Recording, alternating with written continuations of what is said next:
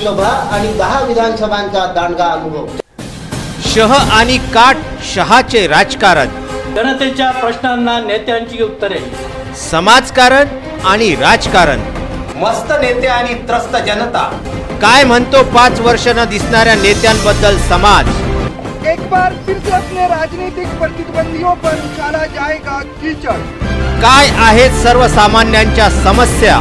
जनतेचा कौल कुणाला, भाजपच्या युतीला की काँग्रेस राष्ट्रवादी आघाडीला। शय और बात के इस खेल में किसकी बनेगी बात और कौन रहेगा खाली हाथ। प्रत्येक गांव आणि शहर हमारे आपकी समस्या जानने के लिए महाराष्ट्रातल्या तमाम जनतेचे प्रश्न घेऊन येत आहोत। बघत रहा निवडणूक रणसंग्राम 2019 फक्त विदर्भ न्यूज आणि VCN न्यूज वरती।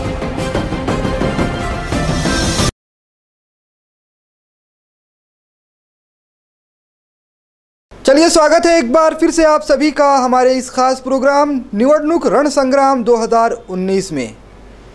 कई हस्तियों से आपकी मुलाकात करवा चुके हैं, कईयों से करवाना बाकी है। इस सरकार का दावा है कि बड़े पैमाने पर व्यापारी वर्ग के लिए काम किया गया है। बड़े पैमाने पर असंगठित क्षेत्र में जो रोज़गार पनपता है उसके लिए काम किया गया है। वहीं विपक्षियों का भी यह आरोप है कि इस सरकार ने जितने रोज़गार नहीं दिए उतने लिए हैं।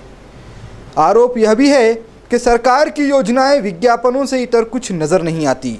इन सारे सवालों का जवाब देने के लिए इस वक्त हमारे साथ भारतीय जनता पार्टी के शुरुआती दौर से पार्टी के लिए अपनी सेवाएं दे रहे पार्टी के कर्मठ कार्यकर्ता और MIDC फेडरेशन के संस्थापक अध्यक्ष किरण पातुरकर जी हैं, जो कि साल 1992 में MIDC एसोसिएशन के सेक्रेटरी रहे हैं। उसके बाद से ही वह निरंतर अमरावती शहर में उद्योगों की सुगमता के लिए कार्य करते रहे हैं। फिलहाल वह बीजेपी के एक जिम्मेदार कार्यकर्ता हैं। चुनाव राष्ट्रीय परिप्रेक्ष्य में हो रहा है, लेकिन अमरावती ज़िला के भी कुछ स्थानीय मुद्दे हैं, रोज़गार को लेकर, इंडस्ट्रीज़ को लेकर और अमरावती शहर में युवाओं की हो रही भटक फेरी को लेकर। किरण पातुरकर जी, इन सवालों के बीच आपका स्वागत है। नमस्कार। सबसे पहले तो आप MIDC और इंडस्ट्रियल क्षेत्र से जुड़े हुए हैं और व्यापारी संघ को और व्यापारियों के लिए भी आपकी बहुत सारी सेवाएं हैं। तो पहले हमारे दर्शकों को और अमरावती की जनता को आप अपनी कार्यशैली के बारे में बताइए, आपकी क्या सेवाएं रही हैं ये बताइए, उसके बाद फिर हम सवालों पर आते हैं। मैंने अपना खुद का उद्योग 1984 में लगाया और तब से मैं देख रहा हूँ कि हमारा विदर्भ और अमरावती दोनों भी उद्योगों को लेके पिछड़ा है और उसकी वजह से यहाँ रोज़गार भी नहीं है, बेरोज़गारी ज़्यादा है और बच्चों को पढ़ाई लिखने के बाद पुनः मुंबई जाना पड़ता है। तो तभी से अमरावती ज़िले का, पश्चिम विदर्भ का और विदर्भ का औद्योगिकरण हो, इसलिए मैं प्रयासरत हूँ और रहूँगा। और 1992 में मैं MIDC एसोसिएशन का सेक्रेटरी बना, प्लास्टिक एसोसिएशन का अध्यक्ष बना, लघु उद्योग भारती का अध्यक्ष बना। 2010 में मैं federation of industry association Vidarbha, जो कि विदर्भ के 11 जिलों की 29 एसोसिएशन की शिखर संस्था है, उसका भी संस्थापक अध्यक्ष हूँ। विदर्भ में औद्योगिकरण हो और विदर्भ में रोज़गार हो, इसके लिए सालों से प्रयासरत हूँ। आज अमरावती शहर ज़िले में नांदगांवपेट MIDC, टेक्सटाइल पार्क, ये तुम्हारा रेलवे वैगन प्रकल्प जो कि मेंटेनेंस वाला है, मिसाइल फैक्ट्री, बेलोरा विमानतल या एयरपोर्ट बोलेंगे, इनको लाने में कुछ हद तक मेरा बहुत बड़ा उसमें सहभाग रहा है। और हाँ, मैंने लाया ऐसा नहीं कहता हूँ, सहभाग रहा है, कंटिन्यूस डिमांड रही है, कंटिन्यूस उसके लिए मैंने प्रोजेक्ट बनाए, हर नेता को दिए, सरकार में दिए, झगड़े करते रहा, आंदोलन किए। इसकी वजह से उनको लाने में मेरी एक महत्वपूर्ण भूमिका अमरावती में है। यदि किसी को उद्योगों के बारे में पूछना है, कुछ करना है, कोई भी पार्टी का नेता रहे, उसको वो मुझसे पूछता है, मेरे से चर्चा करता है, मुझे बात करता है और मुझे अच्छा भी लगता है, क्योंकि मैं मेरे शहर का और ज़िले का विकास करते समय उसमें पॉलिटिक्स नहीं लाता हूँ, उसमें राजकारण नहीं। कोई भी पार्टी का यदि एमएलए रहो, एमपी रहो या जो भी आदमी अमरावती ज़िले के लिए काम करने की कोशिश करता है, विकास के लिए कोशिश करता है, मैं उसको मदद करता हूँ, सहायता करता हूँ। उसको जैसा हीरो होंडा लाना था तो डॉक्टर देवी सिंह शेखावत से लेके राव साहब शेखावत से लेके सबसे मिला था, उसके लिए मैंने बहुत कोशिश किया। तो ऐसा नहीं है कि वो कांग्रेस के थे इसलिए मदद नहीं किया। तो डॉक्टर सुनील देशमुख जब पालक मंत्री थे, गार्डियन मिनिस्टर थे, एडवांटेज अमरावती का प्रकल्प जो हमने चलाया, जो अमरावती ज़िले के औद्योगिकरण की ब्लूप्रिंट बनाई, तो डॉक्टर साहब ने मेरे ही सहायता से, या मुझे जिम्मेदारी दी कि बनाई, उसमें पूरी सहायता की। उन पे आरोप लगे कि ये भाजपा के नेता को लेके साथ चल रहे और मेरे पे आरोप लगे कि ये कांग्रेस के नेता का सहकार्य कर रहे। तब तो कांग्रेस में गार्डियन मिनिस्टर थे, फिर भी मैंने मदद की क्योंकि हमारे ज़िले का विकास का था। उन्होंने मुझ पे विश्वास बताया, मैंने उन पे विश्वास किया, क्योंकि हमारे ज़िले के विकास के लिए मैंने किया, करता रहूँगा और आज भी करता हूँ। आज टेक्सटाइल पार्क जो अमरावती में आया, सबसे पहली डिमांड मेरी थी, जब दत्ता सामंत ने वहाँ आंदोलन किए, मुंबई में मिलें बंद हुई, शरद पवार साहब मुख्यमंत्री थे, तब सबसे पहली डिमांड और मेरा लेटर है उस समय का कि यदि इन मिल मालिकों को उनकी ज़मीन बेचने की आप परमिशन देते हो तो उनको एक कंडीशन डालो कि इन्होंने अपनी नई फैक्ट्री जहाँ कपास उत्पादक ज़िले है वहाँ लगानी चाहिए और वो वहाँ लगाएंगे तो ही मुंबई की ज़मीन बेचने की परमिशन देंगे। ये पहली बार मैंने डिमांड चलाई और तब से इंटीग्रेटेड टेक्सटाइल पार्क इस नाम से मैं कंटिन्यूस डिमांड करते आया हूँ। आज देवेंद्र फडणवीस जब मुख्यमंत्री बने महाराष्ट्र के, उसके बाद आज अमरावती में नांदगांवपेट में टेक्सटाइल पार्क आया, वहाँ उन्होंने बहुत सारी परमिशन दी, 8-10 मिलें चालू हुई और 20 मिलें चालू होने की पोजीशन में हैं। चलिए किरण पातुरकर जी, ये आप अपने बारे में हमारे दर्शकों को बता रहे थे, लेकिन जब विदर्भ का नाम लिया जाता है तो सबसे पहले एक तस्वीर जो जहन में बनती है हर किसी के जो विदर्भ से जुड़ा हुआ है, जो विदर्भ में पला बढ़ा है, कि विदर्भ में उद्योग नहीं है। बिल्कुल सही बात है। और दूसरी तस्वीर यह भी बनती है कि जो विदर्भ में उद्योग होना चाहिए वो सारा का सारा पश्चिम महाराष्ट्र लेकर के चला जा रहा है जी। तो मैं उधर ही आ रहा हूँ कि मुंबई पुणे नासिक बेल्ट जो है, आरोप ये लगता है कि इंदिरा जी के ज़माने में एक मूवमेंट उठा था, जामवंतराव ढोटे, वो बड़े विदर्भवादी नेता थे, उस मूवमेंट को दबाया गया या सेटल किया गया। उसके बाद से ऐसी कोई आवाज़ विदर्भ के लिए उठी नहीं, और उनका भी जो मकसद था वो मकसद यही था कि विदर्भ का रॉ मटेरियल विदर्भी में यूज़ होना चाहिए। लेकिन हम देख रहे हैं कि कपास यहाँ होती है, गन्ना यहाँ होता है, सारी चीज़ें होती यहाँ हैं और वो जाती पश्चिम महाराष्ट्र है, फिर वहाँ से तैयार होकर के विदर्भ आती है। 2014 के चुनाव में वेगड़ा विदर्भ, मैं मराठी शब्द यूज़ करूँगा, वेगड़ा विदर्भ एक बहुत ही महत्वपूर्ण मुद्दा था।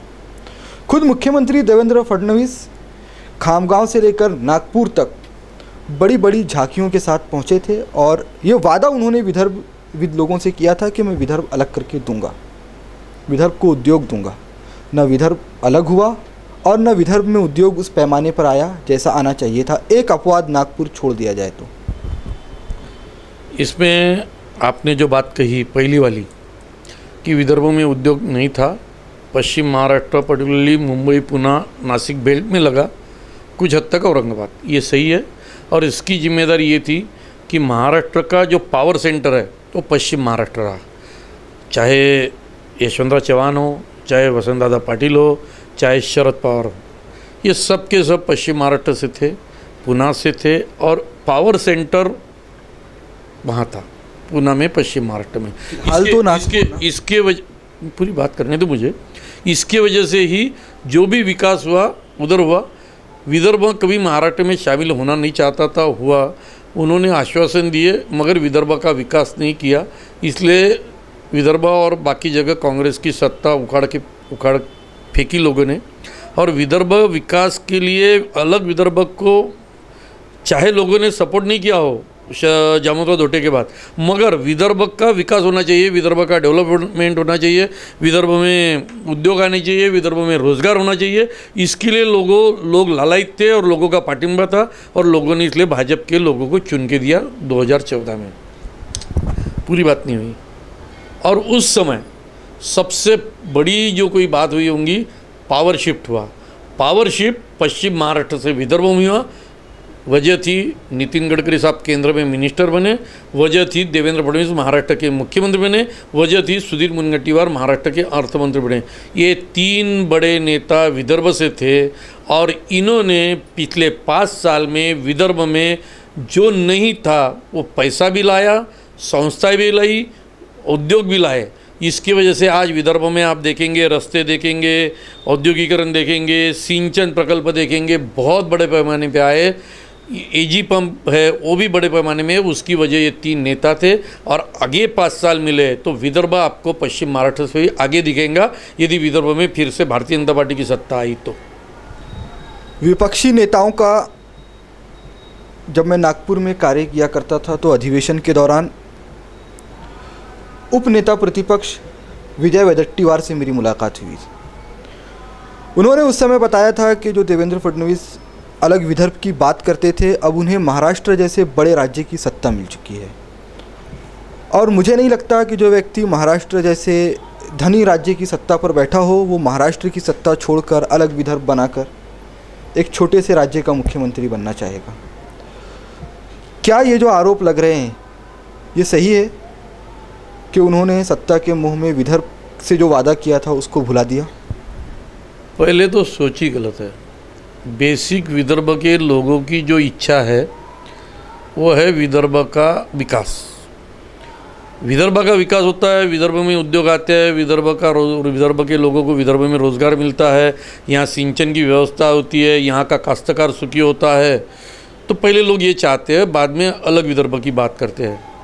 आज महाराष्ट्र सर के बड़े राज्य का मुख्यमंत्री बनने के बाद, और जिस महाराष्ट्र में मुंबई है जो देश की आर्थिक राजधानी है, बहुत ज़्यादा पैसा मुंबई में है।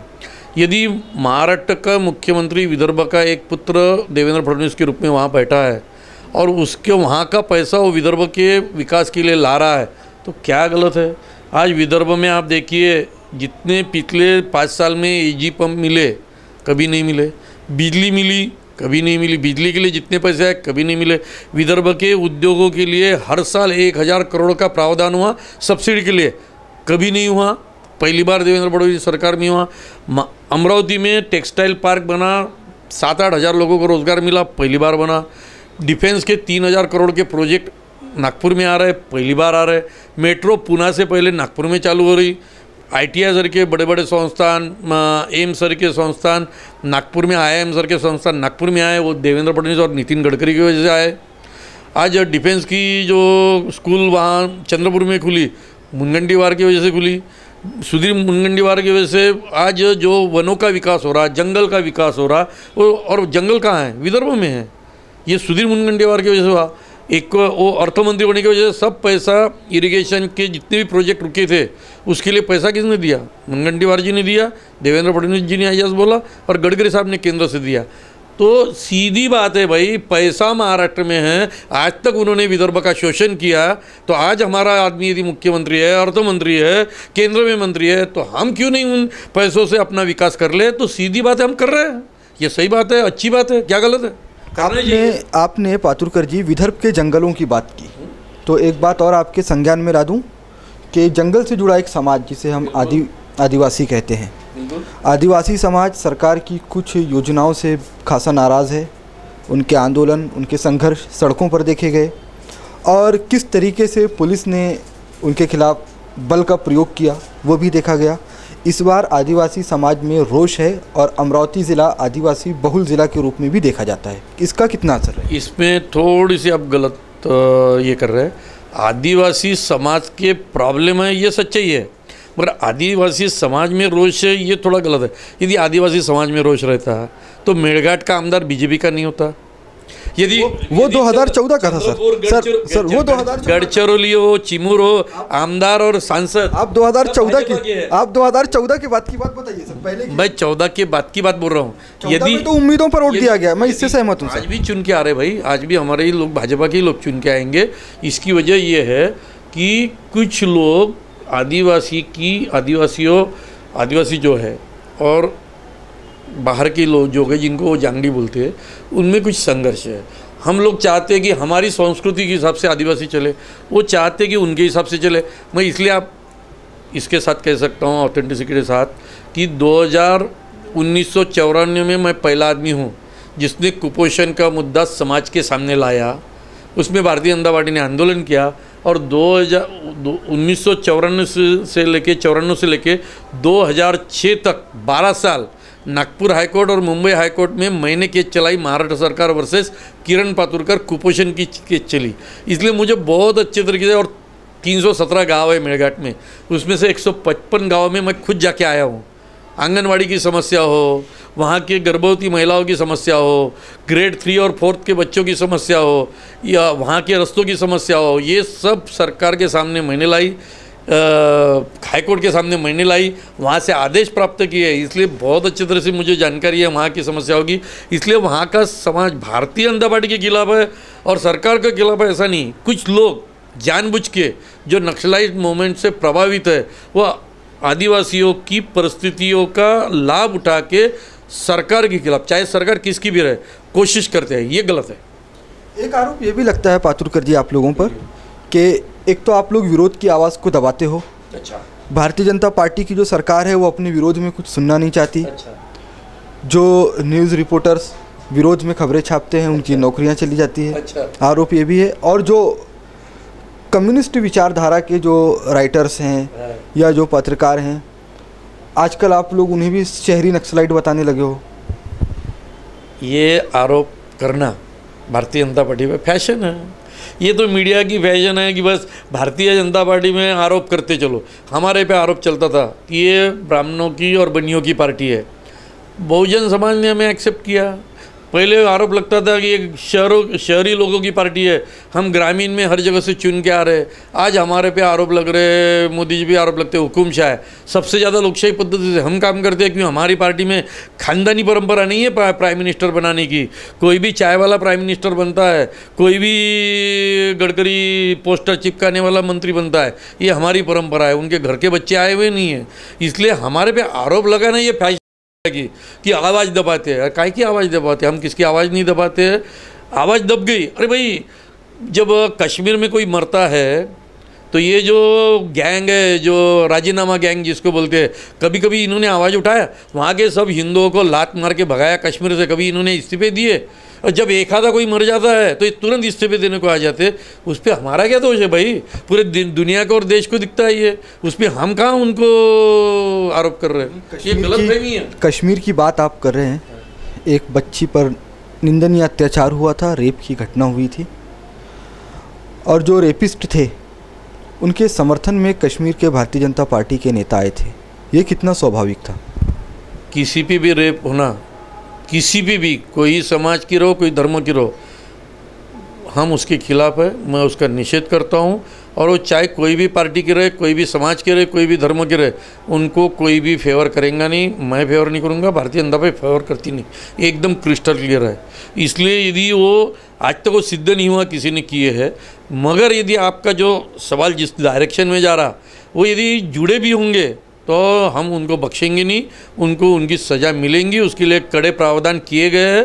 तो एकदम इसमें हम साथ में नहीं। मगर जब वहाँ की हजारों बच्चियों के स्तन को काटा गया और उन पे लिखा गया, तब किसी ने विरोध नहीं किया। ये भी कहाँ तक सही है? विरोध तो दोनों का भी होना चाहिए, चाहे वो हिंदू हो चाहे मुस्लिम हो। बच्ची बच्ची होती है, औरत औरत होती है, उसका सम्मान होना ही चाहिए, चाहे वो कोई धर्म की रहे, चाहे वो कोई समाज की रहे, चाहे वो कितने भी साल की रहे, चाहे 90 साल की बूढ़ी हो, चाहे 10 साल की बच्ची हो। हम उनको बख्शेंगे नहीं। भारतीय जनता पार्टी को चलता नहीं ऐसा कुछ। आपकी जो बात करने की शैली है, जो जवाब देने का अंदाज़ है, एक बहुत ही अभ्यासु व्यक्तित्व में उससे झलकता है। तो उसी को लेकर मैं एक सवाल और पूछूंगा। बिल्कुल पूछे। कि किसानों के मुद्दे पर आप चुनाव जीत कर आए, किसानों के लिए संघर्ष भी हुआ। मैं इस बात को नहीं मानता कि भारतीय जनता पार्टी ने सड़क पर उतरकर संघर्ष नहीं किया, संघर्ष भी हुआ। लेकिन बड़ी राजा प्रकल्पग्रस्त किसान, वोटों का बहिष्कार उन्होंने डाल दिया है। 70 से 80 हज़ार में उनकी संख्या है, और गांव में किसी भी पक्ष का या किसी भी पार्टी का प्रत्याशी उन्होंने प्रतिबंधित कर रखा है। कहाँ पे? अमरावती ज़िला की ही बात है सर। गांव के नाम, मैं प्रकल्प का नाम आपको बता रहा हूँ, बड़ी राजा प्रकल्पग्रस्त। मुझे गांव के नाम, खैर हम उस पर बाद में आते हैं।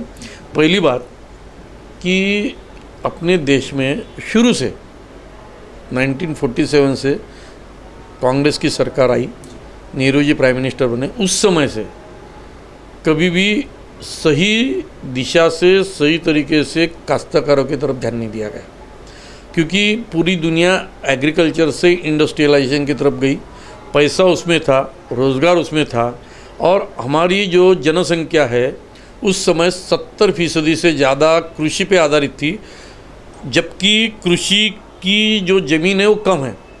और जब एक घर में 10 एकड़ ज़मीन होंगी और 3 बच्चे पैदा हो गए तो हर एक के हिस्से में 3-3 एकड़ आएंगी, तो और गरीबी बढ़ेंगी। ये हमारे देश की मूल समस्या है कि ज़मीन का बंटवारा होते गया, ज़मीन उतनी है, ज़मीन कम है, लोक संख्या बहुत तेज़ी से बढ़ती गई और कृषि पे आधारित जनसंख्या ज़्यादा होने की वजह से गरीबी भी ज़्यादा रही। तो इसलिए हर सरकार ने ये कोशिश की कि ये काश्तकारी का जो भार है या जनसंख्या का जो कृषि पे भार है वो कम करके दूसरे तरफ उनको रोज़गार मिले, ताकि देश की आबादी का जो रोज़गार का प्रॉब्लम हो कम हो। मगर आज भी ये पोजीशन है कि 50% जनसंख्या हमारी कृषि पे ही आधारित है और कृषि पे ही आगे चलती है, और जो बाकी व्यवसाय उस पर कम है। इसकी वजह से आज भी प्रॉब्लम है। हर सरकार ये कोशिश कर, मैं ये नहीं बोल रहा कि कांग्रेस वालों ने कोशिश नहीं की, उन्होंने भी की। मोदी जी आने के बाद मुझे लगता है सबसे ज़्यादा कोशिश हुई, क्योंकि सबसे ज़्यादा अटैक मोदी जी पे और इस सरकार पे कृषि को लेके हुआ, इसलिए इस सरकार ने सबसे ज़्यादा कोशिश कृषि में कैसी मदद हो, काश्तकार को कैसी मदद हो, काश्तकारी पे आधारित जो मजदूर हो उनको कैसी मदद हो, उसके लिए बहुत सारी योजनाएं, मैंने योजनाओं के नाम गिनाना चालू किया तो उसमें समझ चला जाएगा। तो कोशिश किया, मगर मुझे भी पता है, सरकार को भी पता है कि अभी भी वो समस्या हल नहीं हुई। समस्या तभी हल होंगी जब कृषि पे आधारित लोक संख्या की जगह हम कम करते जाएंगे और 20-30% पे आएंगे, तभी जाके इस समस्या का समाधान होगा। और दूसरा इरिगेशन, पानी, उस पर विदर्भ बहुत पिछड़ा है, उस पर हमको काम करना पड़ेगा। किसानों का आरोप और आदिवासियों का आरोप आप लोगों पर यह लगता है बीजेपी की सरकार पर कि उनकी ज़मीन उद्योगपतियों को दी जा रही है, और उद्योगपतियों की ओर से ये आरोप है कि नोटबंदी और जीएसटी की वजह से कारोबार चौपट कर दिया गया। नहीं, मैं दोनों बातों का बहुत जवाब दूंगा। ये आरोपी है। पहले मैं जवाब देता जीएसटी का और नोटबंदी का। देखिए,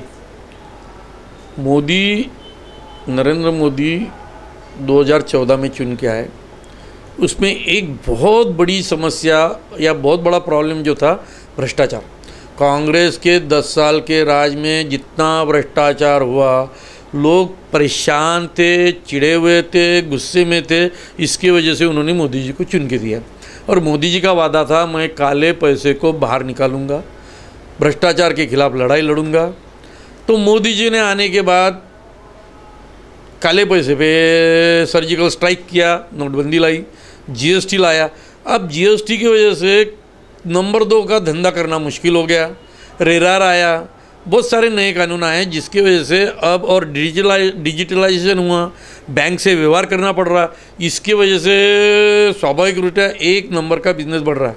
अब जिन लोगों को 2 नंबर के बिजनेस करने की आदत थी वो मोदी जी के खिलाफ चिल्ला रहे कि मोदी, अरे भाई तुमने चुन के काय के लिए दिया था, भ्रष्टाचार कर रहे लोग इसलिए तुमने मोदी जी को चुन के दिया। अब मोदी जी 1 नंबर का बिजनेस लाने की कोशिश कर रहे, जिनके 2 नंबर पे वेस्टेड इंटरेस्ट थे वो गुस्से में मोदी जी पे गुस्सा कर रहे। अब और एक बात बता देता, बहुत सारी योजनाएं ऐसी थी कि जिसके वजह से वो पैसा, जो सब्सिडी का पैसा है, लोगों को मिलता ही नहीं था। राजीव गांधी जी ने बोला था 1 रुपया भेजता हूँ मैं, 15 पैसे मिलते हैं। मोदी जी ने डायरेक्ट खातों में चालू कर दिया कि भाई वो जनधन खाते खोल दिए, 23 करोड़ उनके डायरेक्ट खातों में डालना। पिछले 5 साल में 1,35,000 करोड़ रुपए सब्सिडी के माध्यम से सरकार के भ्रष्टाचार के बचे। अब लोग तो चिल्लाएंगे यार, जिनका 2 नंबर का बिजनेस है, जिनका भ्रष्टाचार से पेट चलता था, वो मोदी जी के खिलाफ है, इसलिए ज़्यादा चिल्लाहट है। वो अच्छा काम कर रहे हैं मोदी जी। हाँ बोलिए। चाहे जीएसटी हो, चाहे आधार हो, चाहे मनरेगा हो, ठीक है ना, और भी 2-3 योजनाएं बहुत सारी। मैं बताता हूँ आपको क्या, आप क्या कहना क्या चाहते हैं। सबका विरोध मोदी जी ने किया था, और अभी कांग्रेस की योजनाएं लाए। गुजरात के मुख्यमंत्री थे, हाँ, और देश के प्रधानमंत्री बनते ही उन्हें उन्हीं योजनाओं में ऐसा कौन सा लाभ दिखने लगा कि उन्होंने उसे नहीं, लाभ दिखने की बात नहीं। देखिए, मैं आज सत्तारूढ़ पार्टी में हूँ। कांग्रेस का काम है हमारी योजनाओं को विरोध करना, हमारी बातों को विरोध करना। जब उनको आना है तो उनको बोलना ही पड़ेगा ये गलत कर रहे। यदि वो नहीं बोलेंगे तो लोग कैसे मानेंगे कि हम गलत कर रहे करके। हमारा काम है कि ये गलत कर रहे। जब हम सत्ता में आए, हमको लगा जो योजना में जो गलती थी उसको हमने दुरुस्त किया और वो योजना लागू किया। उसमें क्या गलत है? वो तो करते ही है, कोई तो क्या गलत है? सही काम। आप इनडायरेक्टली ये बोलना चाह रहे हो कि सत्ता हो या विपक्ष हो, वो अपनी सहूलत के हिसाब से मुद्दे चुनता है। पॉलिटिक्स में प्रशासन चलाना एक बात है और राजनीति में जब चुनाव होते हैं उस समय बोलना एक बात है। उसमें दोनों में अंतर है। ये अंतर आप भी समझते हैं, जनता भी समझती है, और जो राजनेता है, राजनीति में काम करते हैं, वो भी समझते हैं। तो उन बातों को उसी तरीके से लेना कुछ हद तक सही है, तो कुछ हद तक सत्ता में बैठने के बाद प्रैक्टिकली काम करना ये भी सही है। ये हमने समझ लेना चाहिए। लोकशाही में ये हर जगह होता है और ये समझने की बात है। प्रधानमंत्री जी के गृह नगर, गृह राज्य गुजरात में एक पॉम्पलेट बांटे गए थे और मीडिया ने भी उसे दिखाया था, सोशल मीडिया पर भी वो वायरल हुआ था। आज के दौर में सोशल मीडिया पे तो हम यकीन नहीं कर सकते, लेकिन देश की मीडिया पे कर सकते हैं। उस पॉम्पलेट पे हैंडबिल के नीचे लिखा रहता था कि हमारी भूल कमल का फूल। व्यापारी वर्ग छिटका है। तो क्या व्यापारियों में सिर्फ भाजपा के लोग हैं क्या? कांग्रेस के लोग नहीं है क्या? भारत बीजेपी का व्यापारी कैडर बहुत मजबूत माना जाता है। मैं MIDC एसोसिएशन का अध्यक्ष हूँ, मैं व्यापारियों में काम करता हूँ। तो जब मैं MIDC एसोसिएशन करके काम करता हूँ तब मैं भाजपा का नहीं रहता, कांग्रेस का नहीं रहता। तब मैं उद्योगों के जो सवाल है, उद्योजकों के सवाल है उठाता हूँ। सरकार की जिसकी भी हो उसके पास जाता हूँ। मगर जब इलेक्शन रहता है तो मेरा काम राजनेता करके रहता है, तो मैं अटैक भी करता हूँ। तो ये कमल का फूल हमारी भूल, ये कांग्रेस के व्यापारियों ने छापा था, उसको भाजपा से कोई संबंध नहीं था। वो तो पॉलिटिक्स में होती ही है। उसमें एक ये बताइए आप, और ऐसा रहता तो फिर गुजरात में सरकार नहीं आती थी हमारी। सरकार तो आ गई, लेकिन बहुत मेहनत करनी पड़ी। 5 टर्म से आ रही यार। जो 2 टर्म में आते हैं उनको एंटी इनकम्बेंसी रहती है। 5 टर्म से भारतीय जनता पार्टी की सरकार चल रही है वहाँ 30 साल से। तकलीफ तो होनी थी, उसमें क्या है।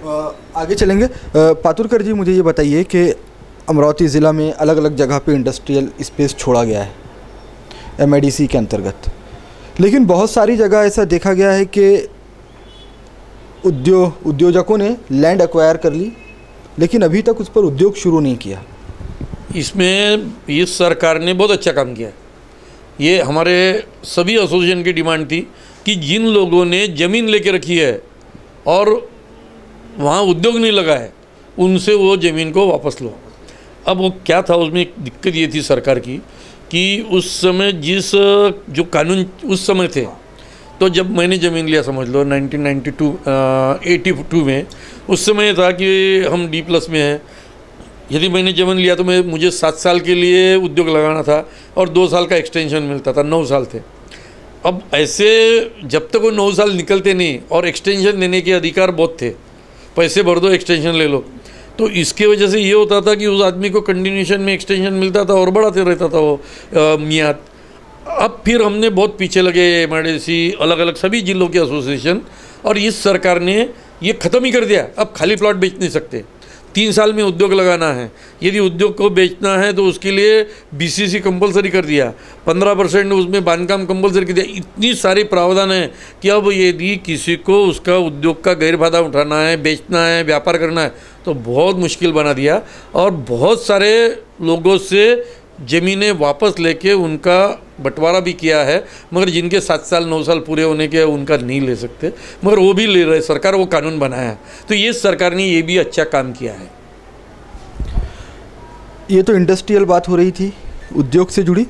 अब हम आ जाते हैं सामाजिक परिक्षेत्र पे। 2014 में प्रधानमंत्री जी की एक लहर चलती है, गुजरात से एक व्यक्ति निकलकर पूरे देश पर छा जाता है। इंदिरा के ज़माने की कांग्रेस की जो नीली चादर थी वो अचानक से फटती है और पूरा देश भगवामय हो जाता है। इस बीच प्रधानमंत्री जी जीत हासिल करने के बाद अपने पहले इंटरव्यू में कहते हैं कि मैं इस देश के अल्पसंख्यक समुदाय के एक हाथ में कंप्यूटर और दूसरे में कुरान देखना चाहता हूँ। उस समय मेरे जैसे युवा ने बीजेपी को वोट दिया। नेतृत्व से कोई तकलीफ नहीं है, लेकिन एक कहावत है कि चाय से ज़्यादा गर्म केतली होती है। और जिस तरीके से अपवाद कुछ हिंदूवादी संगठनों ने फैलाया और जिस तरीके से रफा दफा उन मामलों को करने की कोशिश की गई, कहीं ना कहीं अल्पसंख्यक जो कि बीजेपी से नज़दीक आने की कोशिश कर रहा था, उनको ऐसा लगा कि मोदी जी तो अच्छे आदमी हैं, लेकिन उनकी इन छुटभइयों पर पकड़ नहीं है। ये इस मामले में आप यदि गुजरात का उदाहरण ले तो वहाँ का पतंग व्यवसाय जो है वो पूरा की पूरा अल्पसंख्यक समाज के पास है। और जब मोदी जी वहाँ के मुख्यमंत्री बने और उन्होंने उस व्यवसाय को देखा और उस व्यवसाय के लिए उन्होंने जिस लोन की और जिस तरह से प्रावधान किया, वो व्यवसाय समझ लो, मुझे आंकड़ा एग्जैक्ट याद नहीं है, आज आप मान लेंगे कि 4 करोड़ का होगा। मोदी जी के प्रयास से वो 400 करोड़ का हुआ। यानी वहाँ वो 100% ताकत से बढ़ा और वो पूरा की पूरा फ़ायदा मुस्लिम समुदाय को यानी अल्पसंख्यक समुदाय को मिला। इसका मतलब ये था कि वहाँ भी गोदरा हुआ था और उसके बाद ही मोदी जी उसके बाद सीएम बने, ये योजना लाई और पूरे अल्पसंख्यक समाज को फ़ायदा दिलाया। तो ये बात सच है कि सरकार, भारतीय जनता पार्टी और मोदी जी इस प्रयास में हरदम रहे कि वो देश के प्राइम मिनिस्टर है, देश की सरकार है और इस देश में जो भी समाज रहता है, जिस धर्म के लोग रहते हैं, उन सबको साथ में लेके चले। इसलिए मोदी जी हरदम कहते मैं 125 देशवासियों का प्रतिनिधि हूँ। यानी वहाँ मुस्लिम भी आ गए, बौद्ध भी आ गए, सिख भी आ गए, सभी आ गए, क्रिश्चियन भी आ गए। मगर हाँ, आपने जो कुछ, अब ऐसा है कि इस बड़े देश में कुछ घटनाएँ होती है, उसको कोई नकार नहीं सकता कि वो घटनाएं दिख रही है, वो सही भी होंगी, गलत भी होंगी। अब मीडिया उसको किस ढंग से प्रस्तुत करता है, सामने किस तरीके से आती है, उसमें भी बहुत सारे सवाल है। मगर घटनाएं हैं और सरकार ने और मोदी जी ने कभी भी उन घटनाओं को फेवर नहीं किया, सपोर्ट नहीं किया, समय समय पे दबाया, कानून लाए और कोशिश यही जारी रही। आज भी मैं इतने सालों से काम कर रहा हूँ, मैं जानकारी के लिए कह रहा हूँ आपके कि आज जितनी बड़ी संख्या में अल्पसंख्यक समुदाय भारतीय जनता पार्टी से जुड़ा है मोदी जी आने के बाद, उतना उसके पहले कभी नहीं था। ये सच्चाई है। चाहे हाँ, मुस्लिम समुदाय के दिल में हमारे बारे में विश्वास निर्माण करने के लिए हो सकता है कि हमको और एक 5 साल 10 साल लगेंगे, मगर हम उस कोशिश कर रही है, भारतीय जनता पार्टी ये कोशिश कर रही है, उसमें हमें थोड़ी थोड़ी सफलता मिल रही है। अभी बहुत ज़्यादा सफलता नहीं मिली है, मगर हमारी कोशिश जारी है कि अल्पसंख्यक समुदाय के दिल में विश्वास निर्माण हो। चलिए किरण पातुरकर जी, आप सरकार के कार्यों को गिना रहे थे, किस तरीके से सरकार ने अपनी कार्यशैली दर्शाई है, सरकार कितनी प्रतिबद्ध है, अभी तक तो ये आप बता रहे थे। लेकिन जिस शिवसेना से 4 साल तक आप लोगों का झगड़ा चलता रहा, उस शिवसेना के साथ महायुति आपकी हो चुकी है। हमेशा हर कोई इसी इंतज़ार में रहता था कि जाने कब एक झटके में 3 तलाक होने वाला है, लेकिन हुआ नहीं। और दूसरे शब्दों में कहूँ तो आप लोग वापस हलाला की ओर आ गए। तो ये जो जनता के कार्यकर्ता के बीच में जो डैमेज हुआ था, उसे कैसे कंट्रोल करोगे आप?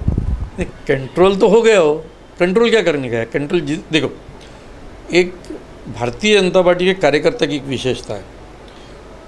हाँ, पार्टी बहुत बढ़ गई है, बढ़ी हुई है, बहुत सारे लोग बाहर से आए हुए हैं, फिर भी वो एक शिस्त और एक पार्टी के संगठन और नेता के प्रति और विचारों के प्रति श्रद्धा और उनका सुनना, आज भी ये गुण बाकी राजनीतिक पार्टियों के कार्यकर्ता से भारतीय जनता पार्टी के कार्यकर्ताओं में ज़्यादा है। इसलिए जो भी हुआ वो तो हमें दिखता है, दुनिया को दिखा। मगर जब भारतीय जनता पार्टी के नेतृत्व में ये निर्णय किया कि शिवसेना के साथ युति करना है, उनके साथ में रहना है, तो मान लिया गया उसको। थोड़ा सा तकलीफ हुई, स्वाभाविक है तकलीफ होना, बहुत ज़्यादा बोल दिया था उन्होंने। और अब मुझे खुद बडनेरा का इच्छुक हूँ, बडनेरा मतदार संघ में मुझे भारतीय जनता पार्टी की तरफ से टिकट मांगने की इच्छा है, मैंने काम भी चालू किया था।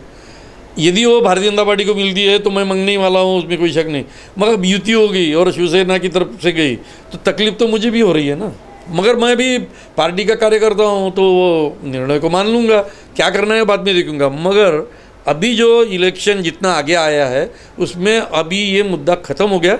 भारतीय जनता पार्टी शिवसेना के कार्यकर्ता एक दिल से साथ में अभी काम कर रहे हैं। लेकिन ज़मीनी स्तर पर काम करने वाले लोगों को और जनता को, हमारे दर्शकों को वो जुमले याद हैं कि जब उद्धव जी की सभा में नारा लगा था चौकीदार,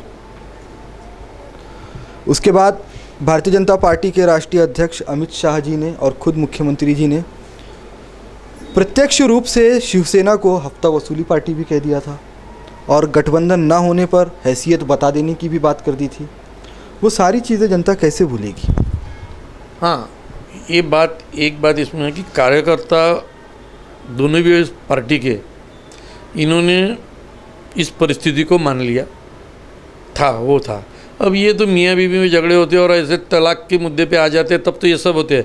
मगर यदि बड़े बीच में आ जाते हैं, मेल मिलाप कर देते हैं और फिर प्यार से एक साथ रहने का वादा निभाता है, तो फिर क्या कहा, इसको क्या कहा, तूने ऐसा कहा, ये बोलना भूलना ही पड़ता है, तभी साथ में रहेंगे। यदि वो याद करेंगे तो फिर साथ में नहीं रह सकते, फिर तो बाजू में होना पड़ेगा। जब ये निर्णय लिया गया है कि अब साथ में रहना है, तो पुरानी बातें गड़े मुर्दे उखाड़ के और शब्दों को हाथ में लेके साथ में नहीं जी सकते, साथ में नहीं रह सकते। अब हमें पता है उन्होंने क्या क्या, उनको पता है हमने क्या कहा, मगर हमने भूलने का तय किया है तो हम भूल गए। आनंदराव अडसुल इस चुनाव में किस जगह पर ठहरते हैं? विरोधियों का नारा है कि इस बार वो परास्त होने वाले हैं, जहां का पार्सल है वहां वापस जाएगा। आप क्या सोचते हैं? अरे मुझे एक बात समझ में नहीं आ रही यार, लोगों की पार्सल की बात करते हैं। 3 बार बुल्डाना से चुन के दिया, 2 बार अमरावती से चुन के दिया। जो आदमी 25 साल से विदर्भ से चुन के जा रहा है, वो पार्सल कैसा हो सकता है? ये सोचना और ये बोलना दोनों भी गलत है। लोग यदि उनको पार्सल मानते थे तो 2009 के इलेक्शन में उनको वापस भेज देते थे। 2009 में भी चुन के दिया, 2014 में भी चुन के दिया। अब पार्सल तीसरी बार कहाँ से हो गया यार? पार्सल है ही नहीं हो, हमारे यहाँ के है, उनका मकान है, रहते हैं। अब ये राजनीतिक जुमला है, चल गया, वो चला रहे विरोधी, वहाँ उस पर विश्वास नहीं, ना लोगों का है ना हमारा है, तो इसलिए वो उसमें दम ही नहीं है उस बात में कुछ। एक आखिरी सवाल मेरा ये कि इस बार आनंदराव अडसुल की जो विजय लीड होगी, वो आपका एक्सपेक्टेशन क्या है? किस तरीके से आपका कैडर काम कर रहा है?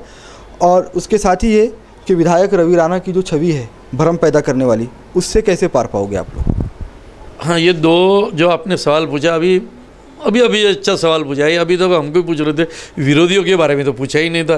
वो पूछोगे तो और थोड़ी मज़ा आ जाएंगे आपको। मगर एक उस पर आने के पहले एक बात मैं कहना चाहूँगा कि जो मुझे लगता है कि आपके माध्यम से जनता पे जाए, थोड़ी सी हटके है, मगर कहना, मैं जब आपका औद्योगिकरण का चल रहा था उस समय थोड़ा सा आपने भी पूछा नहीं और मैं बोलने का भूल गया, मगर अभी मैं बोलना चाहता हूँ कि भाई बीच में आपके सवाल को रोक के उसका जवाब दूंगा और फिर आपके सवाल पे आता हूँ कि आपने कहा था विदर्भ के औद्योगिकरण के लिए, और मैंने आपको कहा था कि उस समय सरकार पावरशिप थी, उसमें और एक बात मुझे कहना था कि विदर्भ का विकास कोई पश्चिम महाराष्ट्र से, दिल्ली, मुंबई से लोग आके नहीं करेंगे।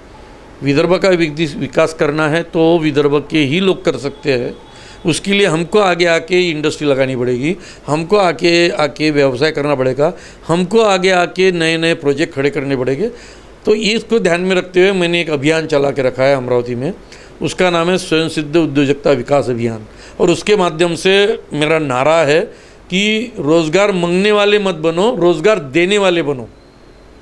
और उसके लिए आज अमरावती शहर में MIDC एसोसिएशन के माध्यम से हमने 1,500 लोगों को वहाँ 1 डे फ्री उद्योजकता का प्रशिक्षण दिया है। और टोटल महाराष्ट्र में ये अंबेजोगाई, खामगांव, अकोला, भातकुली, साऊर, वरुड़, टोटल और अलग अलग समाज और समुदाय के लोगों को 5,000 लोगों को 1 डे प्रशिक्षण दिया है।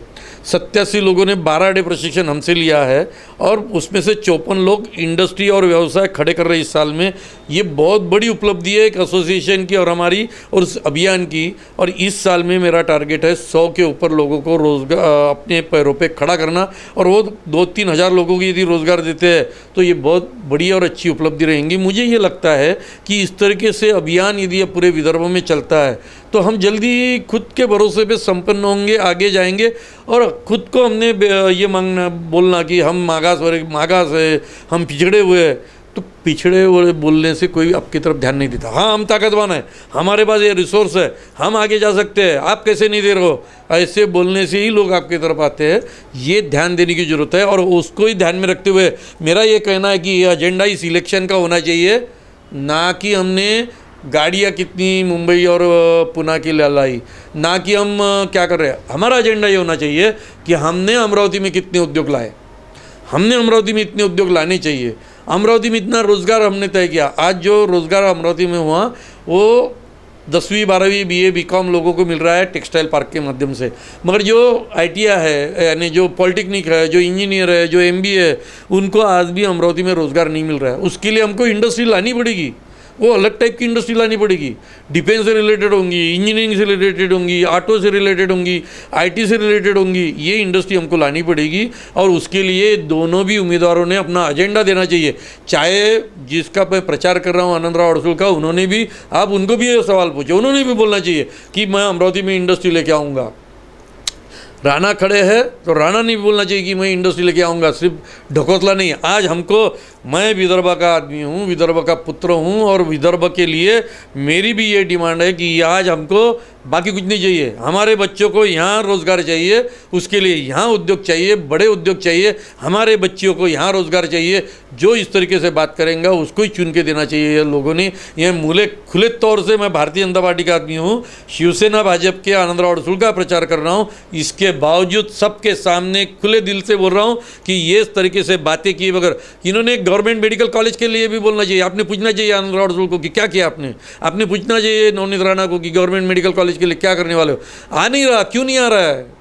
सब लोग यहाँ तैयार है, पूरे जिले की डिमांड है, पूरे अमरावती की डिमांड है, लोग नाराज है गवर्नमेंट मेडिकल कॉलेज नहीं आ रहा है, इसलिए क्यों नहीं आ रहा है? क्या किरण पातुरकर एक अकेला आदमी लड़ रहा है क्या? ये बाकी लोग क्या कर रहे हैं? इनको पूछो आप। मैं भी आपके माध्यम से ये सवाल दोनों उम्मीदवारों को पूछ रहा हूँ कि क्या कर रहे हैं गवर्नमेंट मेडिकल कॉलेज के लिए। इन्होंने इसका जवाब देना चाहिए, दोनों ने जवाब देना चाहिए।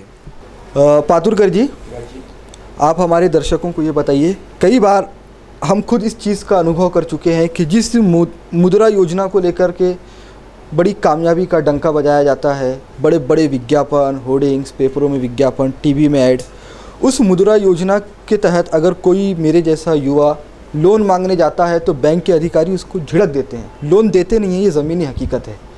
और उसी योजना के तहत जिसमें एक युवा को लोन लेना भी मुश्किल है, जो प्रोविज़न है वो बहुत अच्छे हैं सरकार के, लेकिन बैंक्स लोन नहीं दे रहे, तो उस मुद्रा योजना से कैसे रोज़गार बढ़ेगा?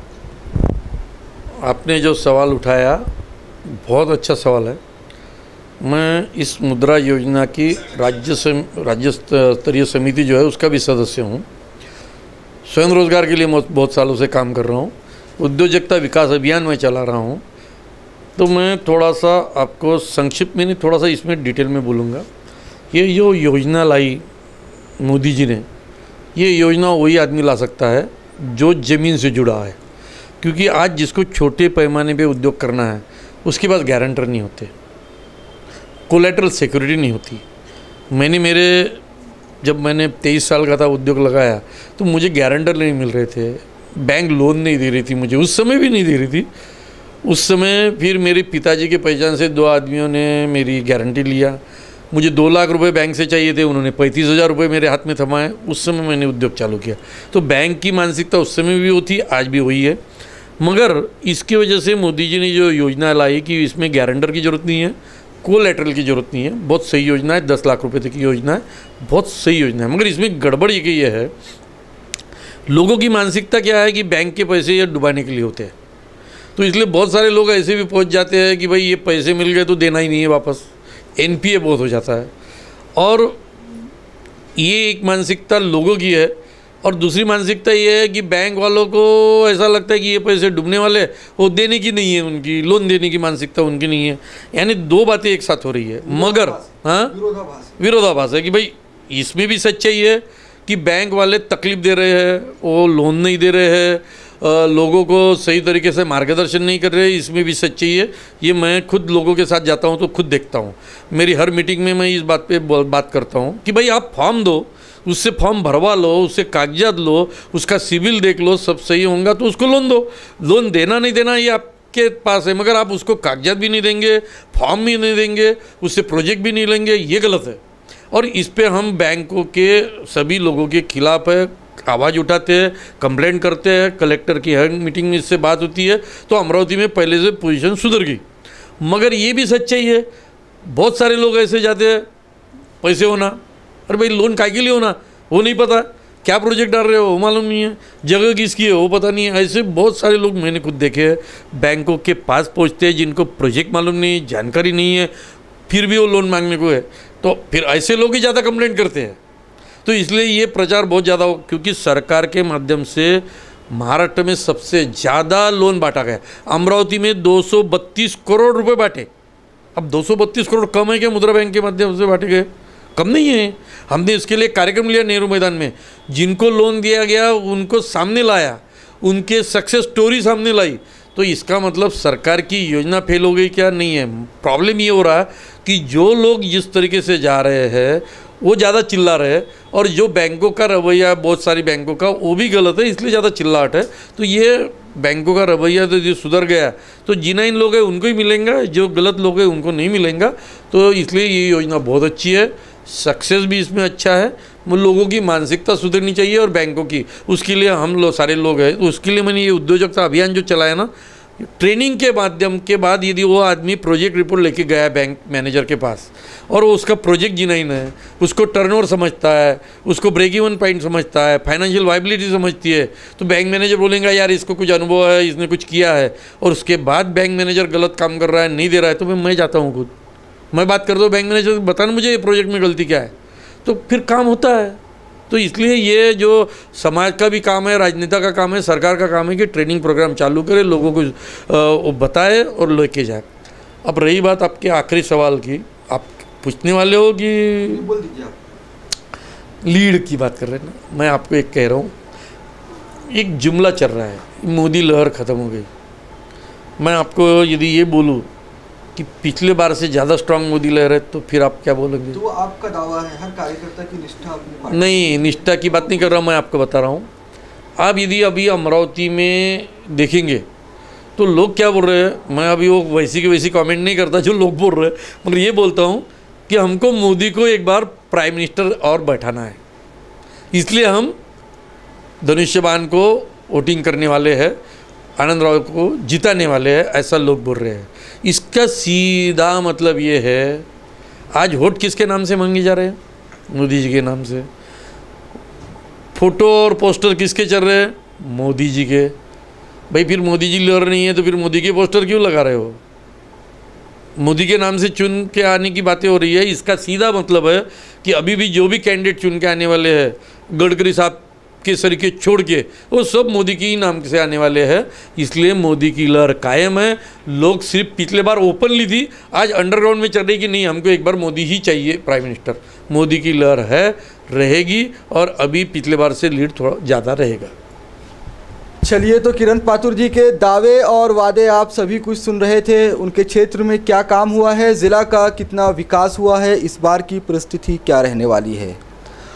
फिलहाल लोकसभा के चुनावी रण में उतरे प्रत्याशियों का तो कुछ कहा नहीं जा सकता, क्योंकि ईवीएम के नतीजे घोषित होने हैं। जनता की उनके इरादों पर मुहर लगनी बाकी है। लेकिन किरण पातुरकर जी का बीजेपी के एक निष्ठावान कार्यकर्ता के तौर पर दावा है कि इस बार पहले से ज़्यादा मेजॉरिटी में भारतीय जनता पार्टी की सरकार आने वाली है। और भले ही व्यक्ति से नाराज़गी हो, लेकिन मोदी जी का जो चेहरा है, जो एक आइकॉन है, उसकी बुनियाद पर फिर से अमरावती में शिवसेना भाजपा महायुति के उम्मीदवार की जीत होगी। लेकिन इंतज़ार करिए नतीजों के दिन का। नतीजों के दिन ही पता चलेगा शह और मात के इस खेल में कौन असली बाजीगर है। तब तक के लिए आप देखते रहिए VCN न्यूज़ का विशेष प्रोग्राम रण संग्राम 2019। आप हमारे चैनल को देख सकते हैं GTPL सेटअप बॉक्स के चैनल नंबर 72 और UCN सेटअप बॉक्स के चैनल नंबर 81 पर। बहुत बहुत धन्यवाद।